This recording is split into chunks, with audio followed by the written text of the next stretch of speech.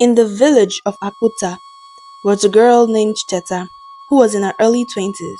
She stays with her mother. Cheta lost her father when she was 8 years old.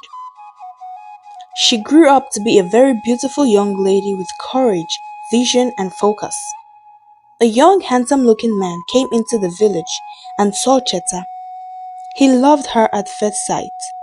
They both got talking and became lovers. He proposed to Cheta and the both of them got married. After the wedding, Cheta felt an unexpected wave of stillness. The celebration was over, the guests had all gone home, and the colorful fabric and joyful sound that filled the air had faded. Now, the only sound were the soft hum of night insects and the distant sound of drums drifting from the village. She walked slowly through her family's compound, her fingers brushing the lush leaf that lined the path. It was her childhood home, a place full of memories, laughter, and comfort of family. But after tonight, this was no longer her home. She would move to her husband's village miles away to build a home and a new life. The thought both thrilled and terrified her.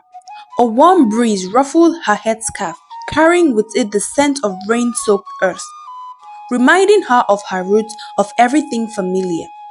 She knelt beside her mother's garden, feeling the soil between her fingers, holding on to every detail of her old life. Would her new home smell this way? Would it hold her as gently? Cheta took a deep breath, wiping the tears that had slipped down her cheek. Change was heavy, but she knew her heart was ready. She whispered a soft goodbye to the place that had shaped her and walked towards the future. Heart full of hope, carrying every part of her past along with her.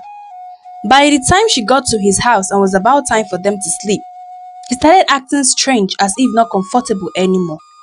She was worried and decided to ask, "My love, are you okay?"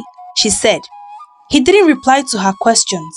She asked again, and by the time he turned, his eyes were as red as fire. She became terrified and started screaming.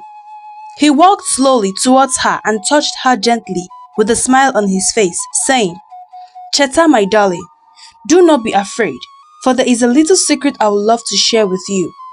She still wasn't settled at the moment. Then he continued by saying, "I am not alive. I am dead, and would love you to come over to my world with me." Cheta's heart sank into her belly. With fear, she said, "Ike, I can't do that. I am the only child of my mother, and she'll be so worried if you kill me." But those words didn't mean anything to him. He held her by the neck, trying to strangle her. She was struggling and still praying under her breath. Suddenly, she overpowered him and ran as fast as her leg could carry her.